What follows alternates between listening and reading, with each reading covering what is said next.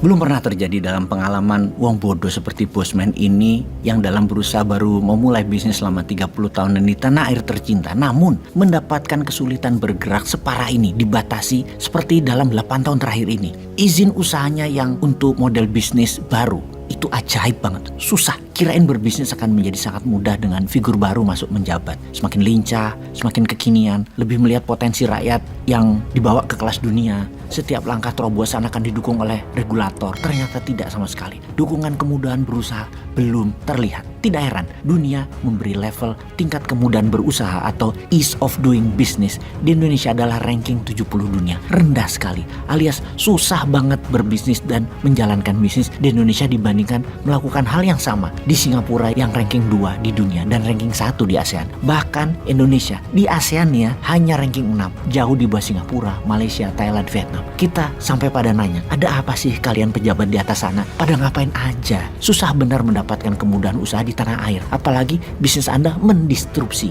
Ciri mendistrupsi itu pasti melawan regulasi. Karena yang Anda disrupsi kan pasti model bisnisnya. Anda ubah supaya sesuai dengan kebutuhan pasar. Disrupsi pasti tidak ada sebelumnya. Sementara di Wakanda harus ada referensinya, harus ada modelnya yang sudah terbukti jalan.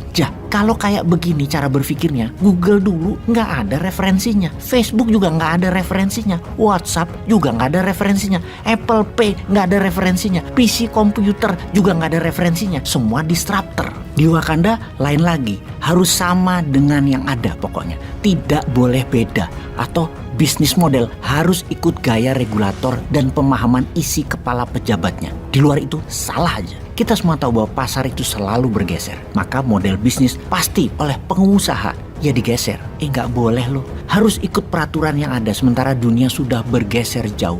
Disrupsi itu no rule. Yang penting tidak ada pihak yang dirugikan. Harga semakin murah, mutu semakin tinggi, pasar semakin kompetitif. Less for more. Model bisnisnya, harga murah, mutu tinggi, benefit sebesar-besarnya di tangan konsumen dan menguntungkan dari sisi pengusaha. Karena Bosman sangat ingin Indonesia berdaulat, maka bisnis harus mendistrupsi dunia. Ini yang jadi masalah selama ini, gak ngegas kenceng. Ya gara-gara pejabatnya banyak yang belum kelas dunia. MMT dan Bosman mengambil aliran disruptor dalam bisnis. Jadi bisa dibayangkan beberapa persoalan ke depan apa yang akan terjadi.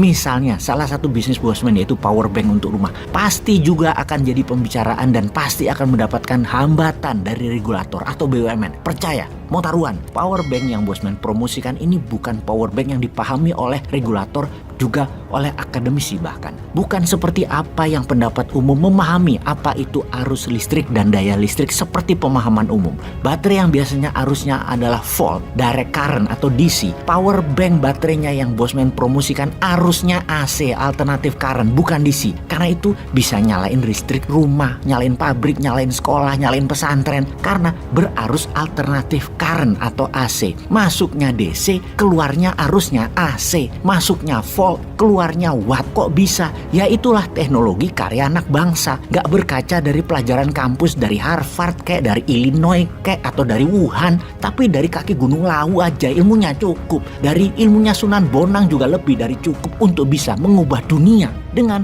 baterai keluar daya listrik DC 5000 watt, bingung pasti regulator. Ini independent power plant mini ada di setiap rumah, bisa-bisa PLN gak kepake tiang listriknya, transmisinya, gardunya, bahkan power plantnya, PPA purchase power agreementnya yang agreementnya dengan para oligarki, PLN bisa nggak bisa bayar. Oligarki yang sudah ngasih duit banyak buat pemenangan jabatan pilkada dan pemilu ngamuk semua pasti. Power plant listrik batu baranya milik oligarki mati semua. Tambang batu baranya nggak ada yang beli. Listrik jadi gratis, nggak bayar bulanan, hanya bayar mesin talis atau alat tabung listrik power bank doang. Jadi power bank untuk rumah pasti disemprit lagi, pasti salah lagi. Dan pokoknya Bosman ini adalah pendosa. Bosman salah, pasti disalahkan dan disemprit lagi. Mau taruhan? Oke, tak taruhin jabatan 2024 kudah.